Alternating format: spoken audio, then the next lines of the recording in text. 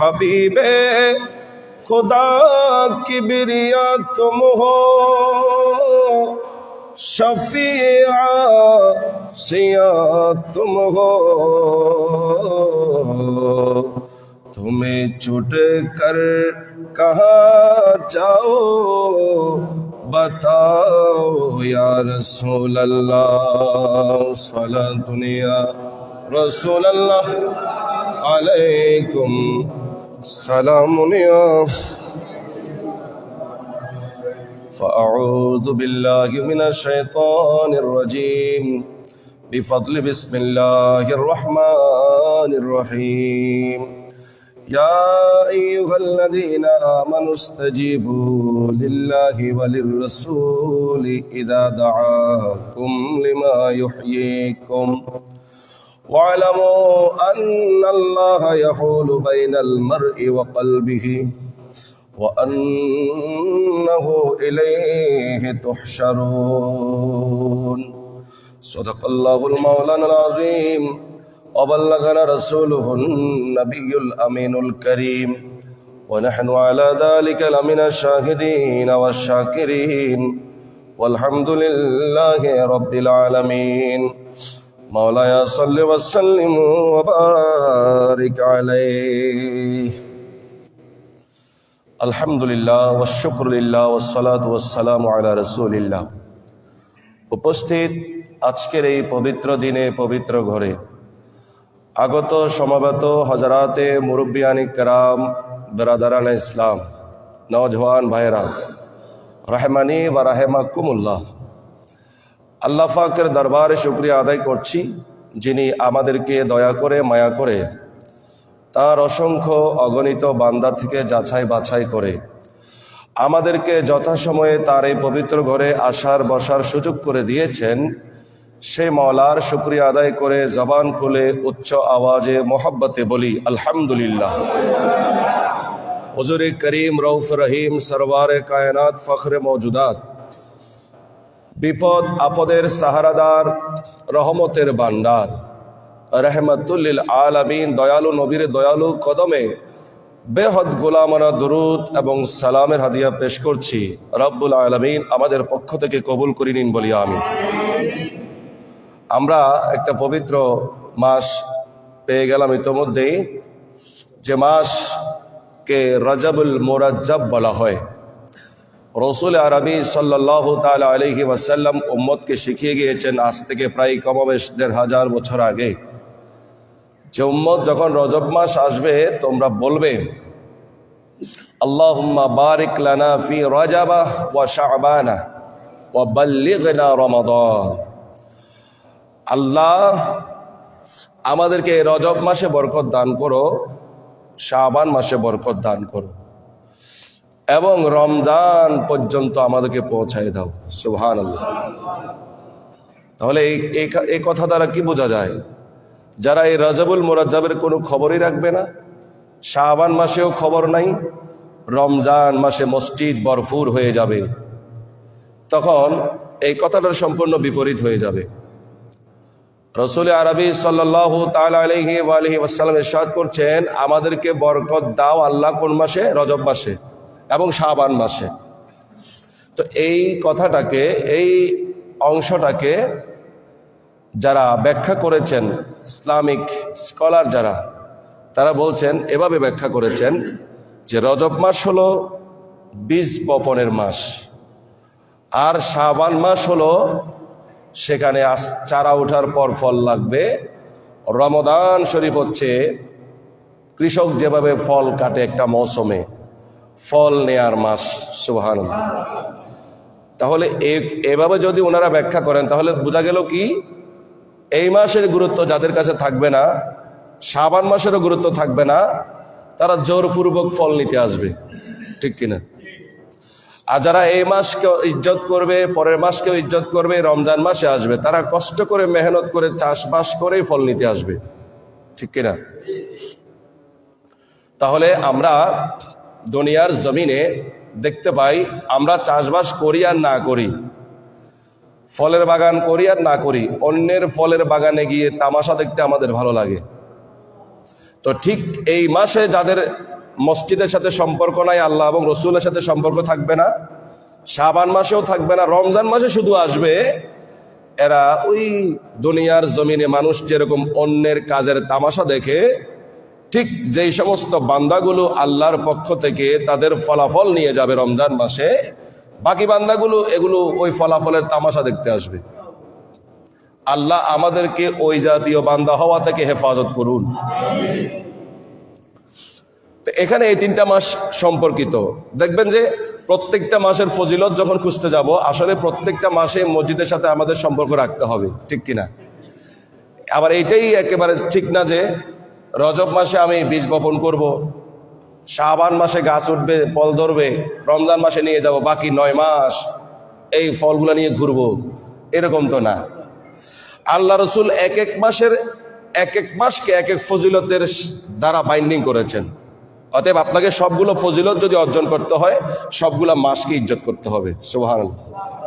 আল্লাহর প্রিয় বান্দা হতে হলে আপনার আল্লাহর দেওয়া প্রতিটি সময়কে, প্রতিটি মুহূর্তকে ইজ্জত করতে হবে, ঠিক কিনা? কারণ আল্লাহর অপছন্দের বান্দা হওয়ার জন্য গোটা বছর লাগবে না। এক মুহূর্তের ভিতরে, 1 সেকেন্ডের ভিতরে এমন একটা কাজ আপনি করে বসেছেন যেটা আল্লাহ পছন্দ করেন নাই, আল্লাহ আপনার উপর নারাজ হয়ে গেছে। তাহলে আল্লাহ আপনার উপর, আমার উপর নারাজ হওয়ার জন্য 1 সেকেন্ড যথেষ্ট, ঠিক কিনা? আবার আল্লাহ এবং রসুল আমাদের উপর রাজি হওয়ার জন্য তাও 1 সেকেন্ড যথেষ্ট। তাহলে আমাদের প্রতিটা মুহূর্ত, শুধু রজব মাস নয়, প্রতিটা মুহূর্ত, প্রতিটা সময় কাটবে আল্লাহ এবং রসুলের সন্তুষ্টিতে, ঠিক কিনা? সে ধারাবাহিকতায় আজকের আয়াতে কারিমা আমি তেলাওয়াত করেছি 8 নম্বর সূরা 9 নম্বর পারা, সূরা আনফাল, আয়াত নম্বর 24। আল্লাহ বলছেন, ইয়া আইয়ুহাল্লাযীনা আমানুস্তাজিবু লিল্লাহি ওয়ালির রাসূলি ইযা দাআকুম লিমা ইউহয়িকুম। হে ঈমানদাররা, তোমরা আল্লাহর ডাকে সাড়া দাও, রসুলের ডাকে সাড়া দাও। কার ডাকে? তাহলে কয়জন ডাকতেছেন? তোমরা আল্লাহর ডাকে সাড়া দাও এবং রসুলের ডাকে সাড়া দাও। আমি বলেছিলাম এই আয়াতে কারিমার ব্যাখ্যা করব, প্রাসঙ্গিক এটাকে আমি অন্য আলোচনার মধ্যে সম্পৃক্ত করেছিলাম, কিন্তু আজকে আলাদাভাবে এটা বোঝানোর চেষ্টা করব। যেহেতু আমাদের গত সপ্তাহে আলোচনা ছিল আমরা ঈমান আনবো কাদের মতো? সাহাবায়ে কেরামের মতো। নিজেদের মতো করে ঈমান আনলে হবে না, নিজে যেটা বুঝলাম ওই রকম ঈমান আনে বসে থাকলে লাভ হবে। আল্লাহ বলছে, আমিনু কামা আমানান নাস। আমার নবীর কম্পানিয়ন্স যারা, আমার নবীর সাহাবায়ে কেরাম যারা নক্ষত্রের মতো নবী বলেছেন, ওরা যেভাবে ঈমান এনেছে ঠিক ওভাবে ঈমান আনতে হবে, ঠিক কিনা? তাহলে কোনো হুজুরের কথায়, কোনো ফিরের কথায়, কোনো আপনার পছন্দের ব্যক্তির কথায় ঈমান আনলে হবে? তাহলে ঈমান আনতে হবে কাদের মতো? কথা বলেন, সাহাবায়ে কেরামের মতো। এটা আমার কথা না, আল্লাহর কথা। তো সাহাবায়ে কেরাম কেমন ঈমান এনেছেন আমি তার দৃষ্টান্ত 2টা হাদিস শরীফ থেকে একেবারে আপনাদেরকে মেসাল সহ দিয়েছি। আজকের ওটার সাথে সম্পৃক্ত রেখে আয়াতে কারিমা তেলাওয়াত করলাম। আল্লাহ বলছেন, তোমরা আমি আল্লাহর ডাকে সাড়া দাও এবং আমার হাবিব রসুলের ডাকে। এখন আপনাদের কাছে প্রশ্ন হলো, আল্লাহর ডাকেও সাড়া দিব, রসুলের ডাকেও? কয়জন হলো? তো 2 জনকে বাংলা বচনে কয় বচন বলা হয়? দ্বিবচন বলা হয়, ঠিক কিনা? এখন আপনারা আমি ঠিকানা দিয়ে দিলাম 8 নম্বর সূরা 9 নম্বর পারা, সূরা আনফাল, আয়াত নম্বর কত বললাম? 24। খুলে দেখবেন সেখানে আল্লাহ শব্দ ব্যবহার করেছেন 1 বছর। কয় বছর? এখন 2 জনের ডাকে সাড়া দিলে, 2 জন মানুষ আপনাকে ডাকতেছে, যে খবর দিবে সে কি বলবে? ওরা আপনাকে ডাকতেছে, ঠিক কিনা? আর যদি 1 জন মানুষ ডাকে তাহলে ও খবরদাতা কি বলবে? উনি আপনাকে ডাকতেছে, ঠিক কিনা? তাহলে আল্লাহ বলছে আমার ডাকে সাড়া দাও, আমার রসুলের ডাকে সাড়া দাও। বচন হলো দ্বিবচন, কিন্তু আল্লাহ শব্দ ব্যবহার করেছেন 1 বছর। কয় বছর? দা, এটা মাদ্রাসায় যারা পড়ছে তারা বুঝবে 1 বছর। দাওয়া হবে 2 বছর। এখন আল্লাহর কাছে প্রশ্ন, আল্লাহ ডাকতেছেন আপনি এবং আপনার রসুল, শব্দ 1 বছর কেন? তো মুফাসসিরিন ব্যাখ্যা করেছেন 1 বছর কেন হয়েছে। এই জগৎ সংসারে, এই দুনিয়ার জমিনে, এই কায়নাতের মধ্যে আল্লাহর ডাক কেউ শুনে নাই, শুনবেও না।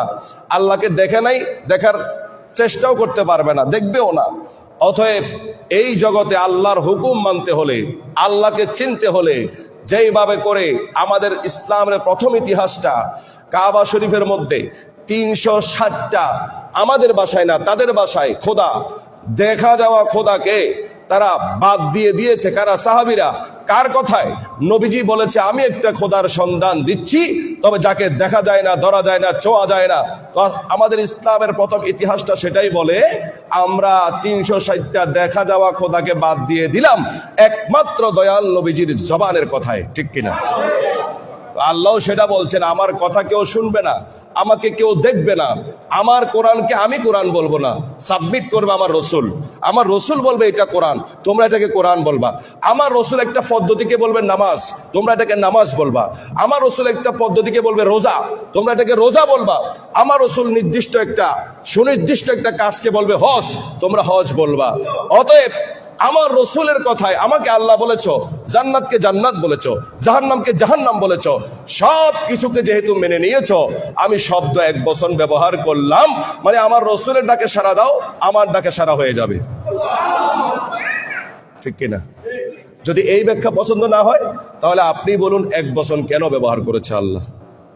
তাহলে এবার আপনি রসুলকে বাদ দিবেন। তো রসুলকে বাদ দিলে আপনি আল্লাহর ডাক কখন শুনলেন? কোরআনকে কোরআন কেন বললেন? অনেকগুলো প্রশ্ন এসে যাবে। অতএব সেজন্য আল্লাহ সূরা আরাফের 157 এই আয়াতের মধ্যে দেখবেন আল্লাহ বলছে, তোমাদেরকে আমি এমন একটা রসুল দিয়েছি যে রসুল তোমাদেরকে হালালকে হালাল করবে। এমন প্রশ্ন হলো, হালালকে হালাল করার কি দরকার? মানে হালালটাও আমাদের জন্য হালাল না যতক্ষণ রসুল বলবে না। সুবহানাল্লাহ।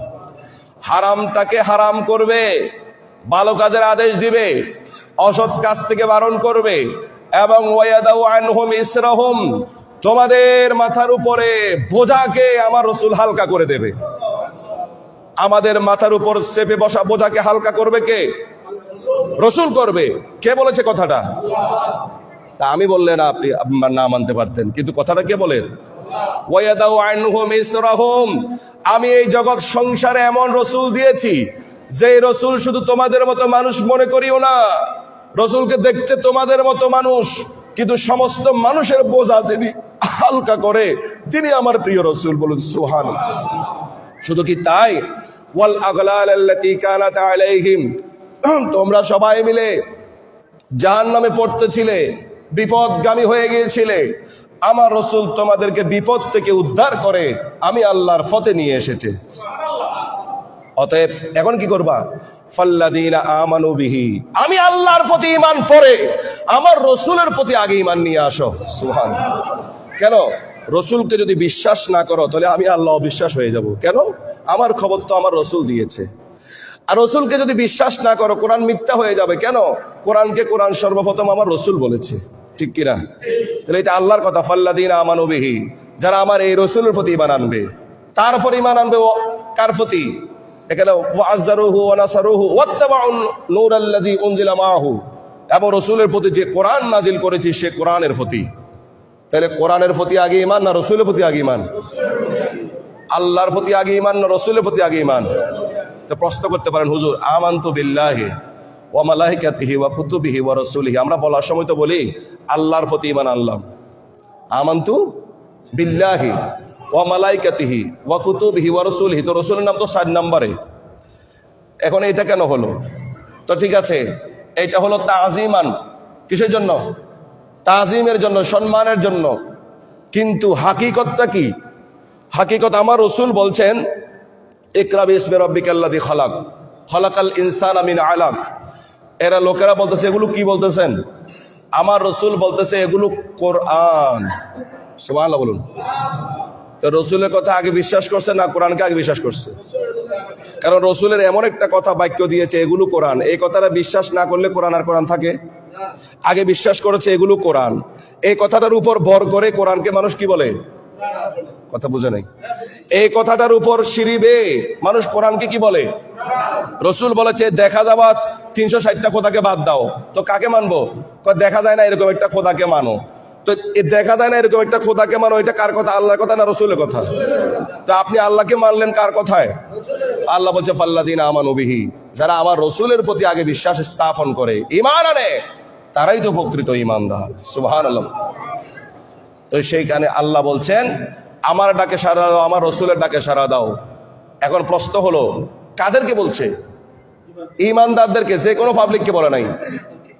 রব্বুল আলামিন বলে, ইয়া আইয়ুহাল্লাযীনা আমানু, ও ইমানদারগণ, অন্য কোনো পাবলিক নয়, অন্য কোনো মানুষ নয়, যারা ইমানদার, নিজেকে ইমানদার দাবি করো, আমি তাদেরকে বলছি, আমার রসুলের ডাকে সাড়া দাও। আল্লাহ কেন সাড়া দিব?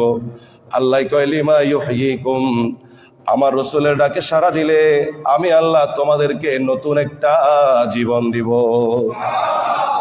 কি দিবে? এবার ব্যাখ্যায় আসেন, খুব মনোযোগ। আল্লাহ রসুলের ডাকে সাড়া দিলে আল্লাহ কি দিবে? সবাই বলেন না, কি দিবে? ডাকলো কাদেরকে? ইমানদার। কি মানুষ না গরু ছাগল? মানুষ মানে কাদেরকে বলা হয়? যাদের জীবন আছে না নাই? তো জীবনওয়ালাদেরকে আল্লাহ ডেকে বলতেছে, এই ইমানদার জীবনওয়ালা, আমার রসুলের ডাকে সাড়া দাও। আল্লাহ কি মিলবে, কি লাভ হবে? আল্লাহ কয় জীবন মিলবে। তো প্রশ্ন হলো, আল্লাহ জীবন তো আমার আছে, আমি ইমানদার, আমি মানুষ, আমি আশরাফুল মখলুকাত, আমার শ্বাস প্রশ্বাস আছে, আমার জীবন আছে, আরেকটা জীবন দিবা, তার মানেটা কি?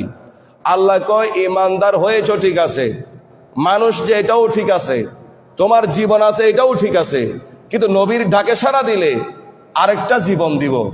আল্লাহ তো দুই জীবনের মধ্যে একটু পার্থক্যটা করে দাও, ডিফারেন্সটা কি দুইটা জীবনের মধ্যে? আল্লাহ কোরআনে কারীমের 2 নম্বর পারা, 2 নম্বর সূরা, সূরা বাকারা, আয়াত নম্বর 154, আল্লাহ বলছেন কি, ওয়ালা তাকুলু লিমান ইউকতালু ফি সাবিলিল্লাহি আমওয়াত। বান্দা, তোমার যেই জীবনটা আমি দিয়েছি, ওই জীবনটা যদি আমার মাহবুবের কদমে কোরবান করে দাও, আরেকটা জীবন দিব। সেই জীবনের ক্ষমতা কেমন জানো?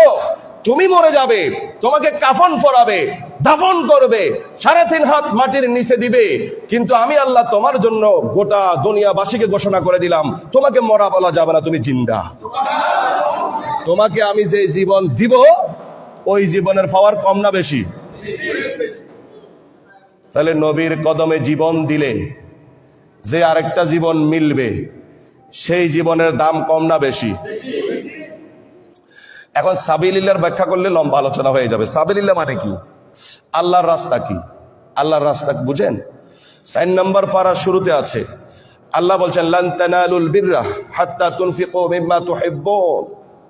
তোমরা যতক্ষণ পর্যন্ত নিজের পছন্দের জিনিস আল্লাহর রাস্তায় কোরবান করবা না, ততক্ষণ পর্যন্ত তোমরা আল্লাহর প্রিয় বান্দা হতে পারবা। এই আয়াত যখন নাজিল হলো, আল্লাহ রসুলের কয়েকজন সাহাবী নিজের সবচাইতে শ্রেষ্ঠ জিনিস, পছন্দের, যার কাছে যেটা প্রিয় জিনিস ছিল, আল্লাহ রসুলের কাছে এসে কোরবান করে দিল। তো রসুল বলছে, আমার কাছে কেন দাও? ইয়া রাসূলুল্লাহ, আল্লাহ বলছেন, আল্লাহ তো আয়াত নাজিল করছেন নিজের পছন্দের জিনিস কোরবান করতে, তো কোথায় করতে বলছে? আল্লাহর রাস্তায় করতে বলছে, তো তোমরা আমাকে দিচ্ছ কেন? ইয়া রাসূলুল্লাহ, আল্লাহর রাস্তা আমরা চিনি না, জানি না, আপনার কথায় 360টা দেখা যাওয়া খোদাকে বাদ দিয়ে দিলাম, একটা না দেখা খোদাকে মেনে নিলাম, তো এটাই তো আল্লাহর পথ। আর কোনোটাকে আমরা আল্লাহর পথ বুঝতে চাই? আল্লাহর পথটা তো আপনারই পথ, যেটা আপনি বলেছেন। কোনো কন্ডিশন আমরা করি নাই, কোনো সেখানে বাহানা করি নাই যে না দেখা খোদাকে কেন মানবো, তো সেটাই তো পথ। এর থেকে সুন্দর পথ আর হতে পারে? সহজে বুঝে নেন। তাহলে আল্লাহর পথ সেটা কোনটা? রসুল যেটা বলেছেন, রসুল যেদিকে বলেছেন, সেটাই কার পথ? গত সপ্তাহে আপনাদের খেদমতে একটা হাদিসে পাক তেলাওয়াত করেছিলাম, সহিহ বুখারী 1ম খণ্ড, পৃষ্ঠা নাম্বার 259 এবং 60। হাদিসটা আমি তেলাওয়াতও করেছি, অর্থও বলেছি। তো বুঝে নেন, নবীর কদমে জীবন দিলে ডকুমেন্টারি কথা, কেন লাভ হবে, কেমন জীবন মিলবে। তো ওই লোকটা আমার রসুলের কাছে এসে দিনের বেলা স্ত্রী সহবাস করেছে। কি বলেছিল? হাদিসের শুরু হয়েছিল কি দিয়ে? হালাকতু হালাকতু, ইয়া রাসূলুল্লাহ, আমি ধ্বংস হয়ে গেছি।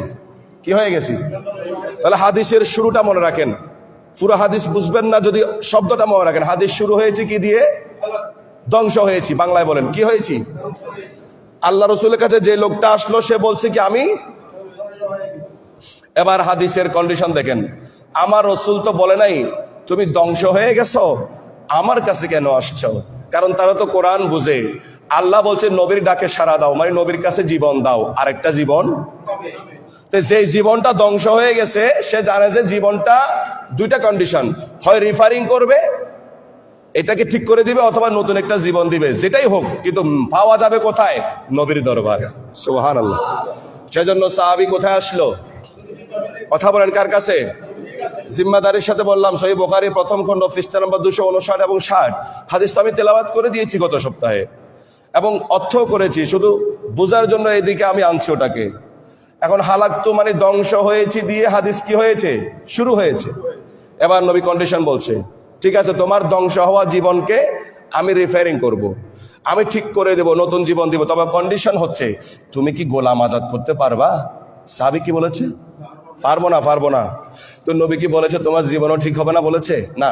2 নম্বর অপশন, তুমি কি টানা 2 মাস রোজা রাখতে পারবা? কি বলেছে? পারবো না। এরপর রসুল বলেছে তুমি কি 60 জন মিসকিনকে খানা খাওয়াইতে পারবা? কি বলেছিল? পারবে না। 3টে অপশন। যখন আল্লাহ রসুল চুপ হয়ে গেল, মজলিসে সবাই মনে মনে ভাবতেছে হায় তার জীবন তো শেষ হয়ে গেছে, কারণ হাদিস শুরু হয়েছে কি দিয়ে? ধ্বংস হয়েছে। হাদিস শুরু হয়েছে কি দিয়ে? সে তো ধ্বংসের মধ্যে পড়ে আছে, রসুল তার কিছু বলছে না। হঠাৎ করে রসুলের দরবারে যে এক টুকরি খেজুর নিয়ে আসলো, রসুল বলছে এগুলোকে নিয়ে সদকা করে দাও। এটা 4র্থ অপশন ছিল, ঠিক কিনা? তো সে বলছে কাকে দিব? বলছে গরিবদেরকে। সে কসম করে বলছে ফাওয়াল্লাহি মা বাইনা লাবাতাইহা ইউরিদুল হাররাতাইনি আহলু বাইতিন আফকারু মিন আহলি বাইতি। এই ত্রিসীমানার মধ্যে আমি যেখানে অবস্থান করি চতুর্পাশে আমার থেকে বড় গরিব আর কেউ। এটা 4র্থ অপশনও সে ফেল। তো রসুল তো বলা নাই তোমার জীবনও শেষ, বলছে? রসুল বলেছে আল্লাহ তো বলেছে আমি জীবনের রিফাইনিং করব, আমার কাছে আসলে নতুন জীবন দিবে, তা আল্লাহ তো দিবে, এটা সত্য, ঠিক কিনা? 5মবারে আমার রসুল বলছে ঠিক আছে, এই লাইনটা খেয়াল করেন, ফাতইমহু আহলাক, উম্মত আমার গোলাম আজাদ করা লাগবে না, 2 মাস টানা রোজা রাখা লাগবে না, আর তোমাকে কষ্ট করে 60 জন মিসকিনকে খানা খাওয়াইতে হবে না। আমি যে বললাম এই খেজুরগুলো অন্যদেরকে সদকা করার জন্য, তোমার থেকে গরিব যেহেতু আর কেউ নাই, কাউকে সদকা করা লাগবে না, তুমি পেট ভরে খাও, তোমার বউফলাকে খাওয়াও। আর আমি নবী ঘোষণা করে দিলাম তোমার কথা শুরু হয়েছে ধ্বংস হয়েছে দিয়ে, আর আমি শেষ করলাম তোমার জীবনের রিফাইরিং আমি করে দিলাম। বলুন সুবহানাল্লাহ।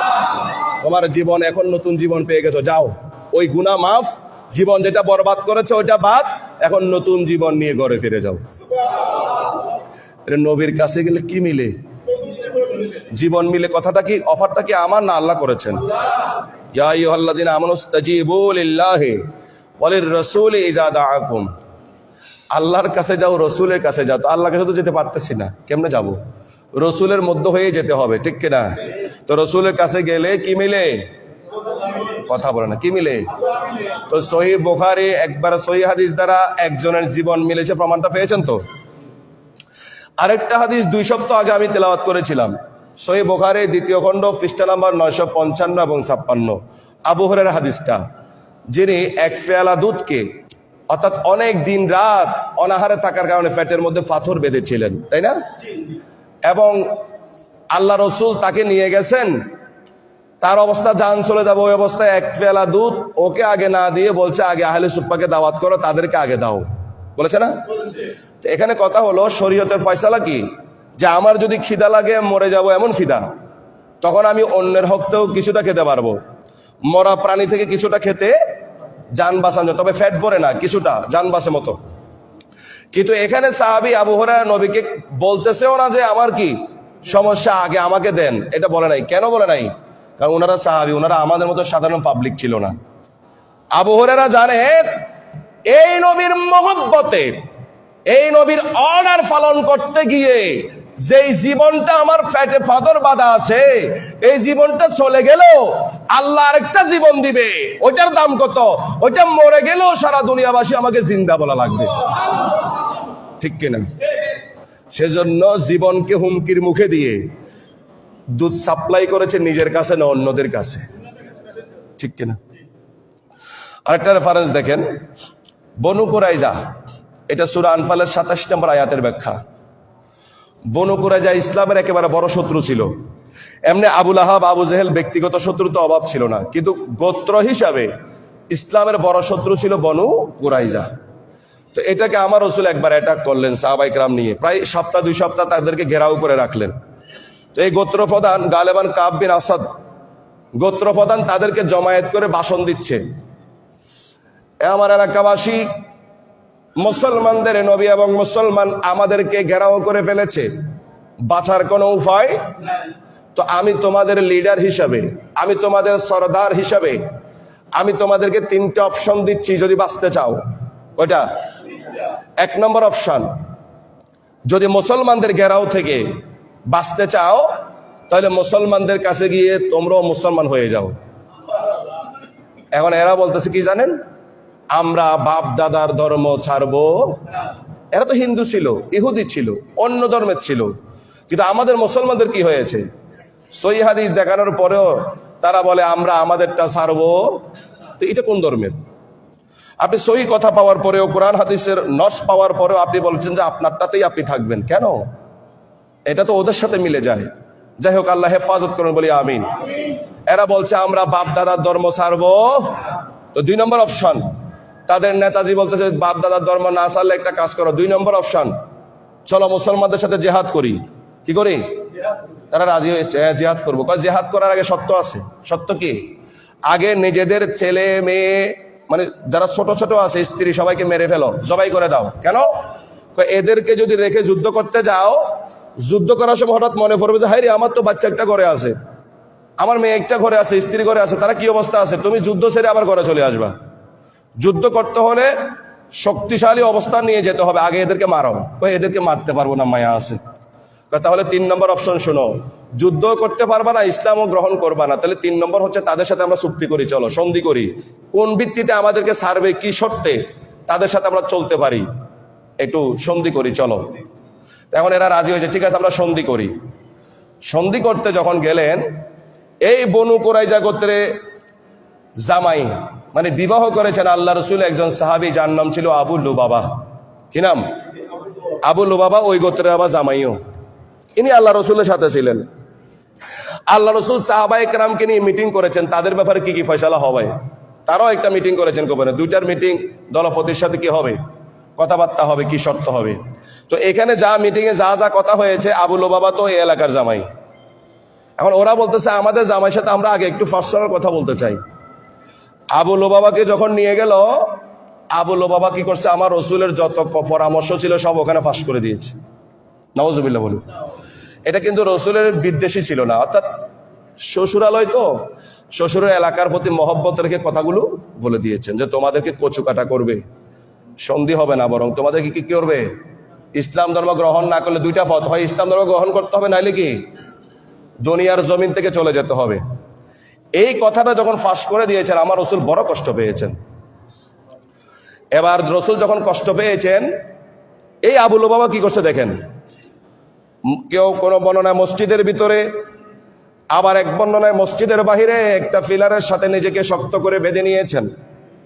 সাহাবায়ে কেরামকে বলছেন আমার রসুল যতদিন আমাকে ক্ষমা করবে না, আল্লাহ এবং রসুল যতদিন ক্ষমা করবে না, আমি ততদিন আমি নিজেকে বন্দি মুক্ত করব। শুধু হাজত সারানোর সময় হাজত সেরে নেয়, এরপর আবার নিজেকে বেঁধে নেয়, কোনো খানা দানা তা সে গ্রহণ করছে না। তো আল্লাহ এক সময় কোরআনে আয়াত নাজির করছেন, সূরা আনফালের 27 নম্বর আয়াত, ঠিক আছে আমি তোমাকে ক্ষমা করে দিলাম, তবে ভবিষ্যতে তুমি না আর কেউ, ওয়ালা তাখুনুল্লাহ ইয়া আইয়ুহাল্লাযিনা আমানু লা তাখুনুল্লাহ ওয়া রাসূলা, তোমরা আল্লাহর সাথে খেয়ানত করিও না, রসুলের সাথে খেয়ানত করিও না। তো এই ব্যক্তি খেয়ানত করেছে কার সাথে? রসুলের সাথে। আল্লাহকে আল্লাহর সাথে করিও না, তো রসুলের সাথে খেয়ানত, এটা কার খেয়ানত? এখন আয়াত নাজিল হয়ে গেছে, আল্লাহ রসুল ঘোষণা করে দিয়েছে, সাহাবায়ে কেরাম তার কাছে আসলো, এ আবু লুবাবা তোমার ব্যাপারে আয়াত নাজিল হয়ে গেছে, আল্লাহ তোমাকে ক্ষমা করে দিয়েছে, এবার চলে যাও, খুশি হয়ে যাও। কিন্তু আবু লুবাবা বলে আমি এই রশি থেকে, এই বন্দী অবস্থা থেকে আমি মুক্ত হতে চাই না। কেন? আল্লাহ ক্ষমা করেছে ঠিক আছে, কিন্তু আল্লাহ বলেছে জীবন যদি বরবাদ হয় রসুলের কাছে গেলে জীবন আরেকটা পাওয়া যায়। আল্লাহ ক্ষমা করেছে, এটাতে আমি খুশি, তবে আমি বন্দিমুক্ত হতে পারবো না। কেন? যতক্ষণ পর্যন্ত আমার দয়াল নবীজি নিজ হাতে আমার এই বন্দি অবস্থা থেকে মুক্ত না করে আমি লোবাবা জান দিতে পারি, তারপরও মুক্ত হতে পারি। আমার রসুল যখন এসে মুক্ত করে দিয়েছেন তখন বলছেন আমি একটা নতুন জীবন পেয়েছি। তাহলে রসুলের কাছে গেলে কি পাওয়া যায়? আরেকটা রেফারেন্স শুনেন। এক ইহুদি মহিলা তার মেয়েকে নিয়ে মসজিদে নববীর পাশ দিয়ে যাচ্ছিল। যাওয়ার সময় আল্লাহ রসুল সেখানে মজলিসে বসে সাহাবায়ে কেরামকে সেই দিন পানি পান করার সুন্নত শিখাচ্ছে। কি পান করার? 6টা। কয়টা?